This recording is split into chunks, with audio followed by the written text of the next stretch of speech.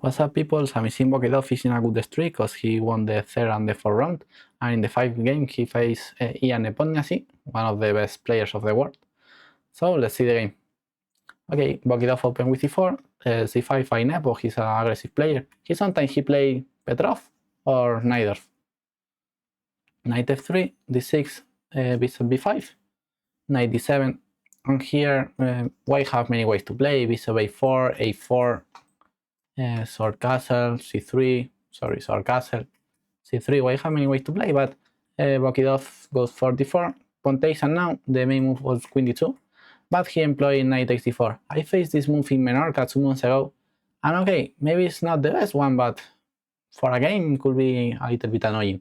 In that game I employed a6 because I was afraid, because if I play knight f6, which is the most logical move, I was afraid about c4, sacrificing this pawn. So for that reason I decided to play a6 directly, and my opponent played bishop d3, and okay, we'll play a head-hold system. By the way, Nepo played knight f6, sword castle by Bokedov, and here Nepo missed a little bit going for a dragon system because the knight is bad placed on d7. That's the problem of play here, the dragon, that the knight is not so good on d7. e5 here was stronger. For example, if knight f5, a6 here. If knight b3, just take and return to f6. And if knight f3, we can just take the pawn and try to hold the position. g6 is not the best option here. But okay, it's playable, but after rook e1, good move, and bishop f1, the knight is bad placed on d7, and white have a good setup here with these pieces. This setup with white is very solid in the Sicilian, to have the bishop on f1 defending the king and attacking the queen side, and the rook on e1. This setup is very, very solid. Knight c5, f3 by Bokedov, sword castle, bishop e3, and here came the second positional mistake by Nepo. He played d5. He have no good development to play this type of moves, and after e5, good move. Now white have a great blockade on d4. This knight now is a beast, and this pawn is going to be annoying. So with no way to eject the d4 knight, it's strange to play d5. Knight e8 by Nepo. Okay, he planned to break with f6, but white have the position well controlled, especially when the knight on d4.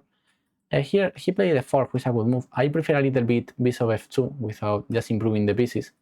I prefer to defend the pawn just opening the file than with f4. By the way, f4 is playable, of course.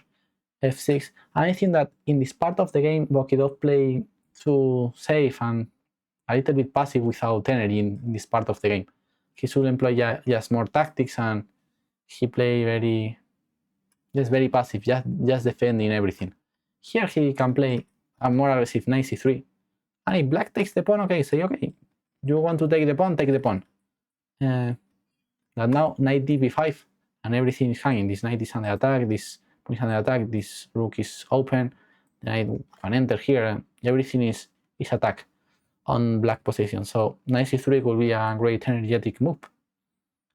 And if, for example, if black, and after takes, knight f3 is another interesting possibility, attacking both pawns. Attacking the knight is better just to develop faster the pieces. Nice.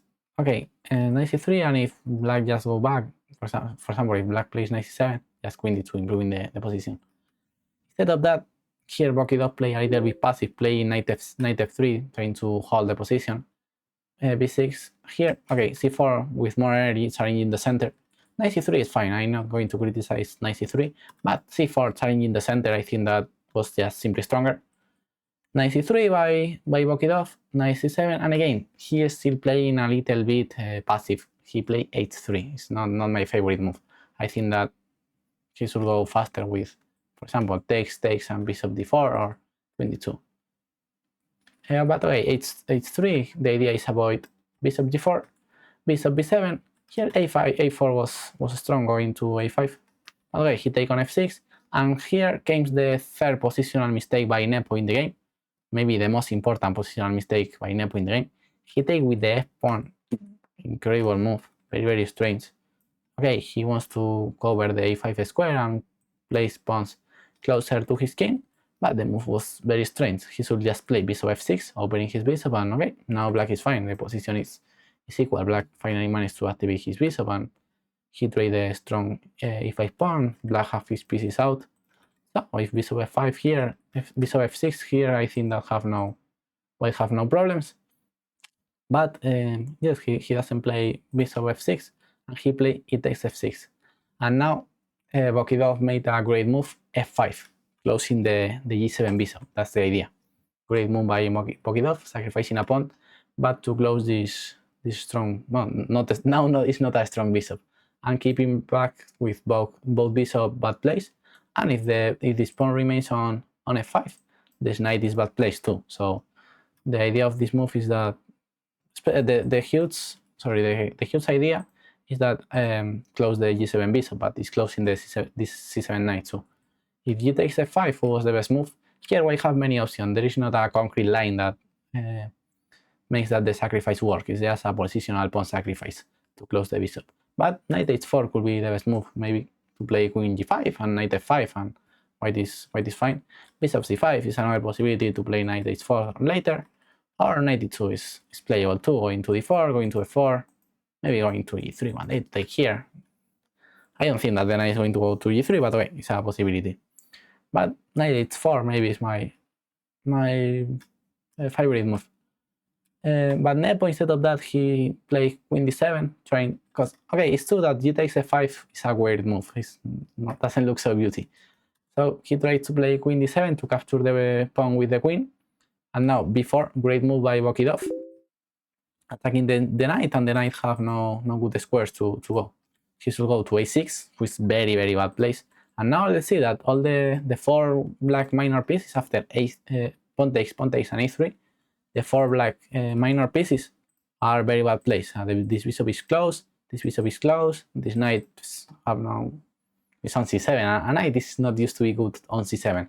The knight should go on d6, but a knight on c7 is a bad piece generally, and this knight is completely dead on a6. So white is just winning. Rook a8, queen d2, yes, white is still improving the position of his pieces, and Nepo played knight b8, trying to play knight b6, knight c6, sorry. So here a good prophylactical move could be bishop f4, not allowing white to play knight c6, because if knight c6, now we have bishop c7 and knight d5.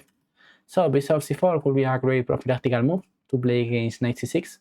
Instead of that, Bokidov just still developing his pieces, and he have a different idea against knight c6, who was bishop c4, threatening d5, knight d5, and here he takes.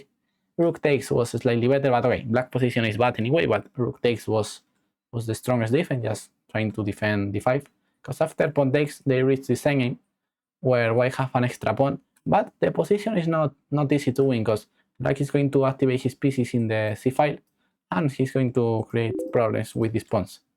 For example, if white have this pawn on b3 and this one on c4 or something like that, white could be completely winning.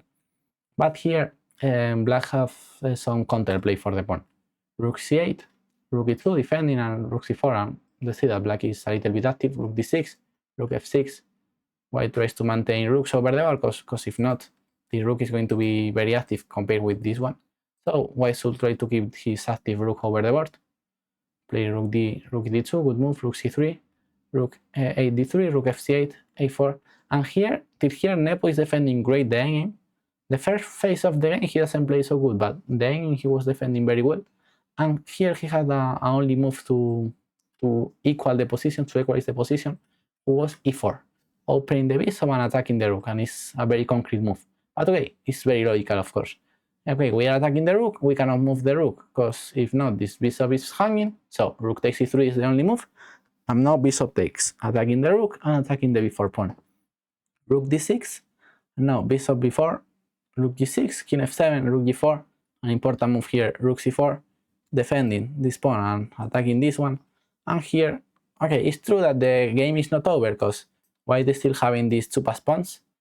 But okay, black is going to take this one day, and this one is going to run too, so the position here is more or less balanced.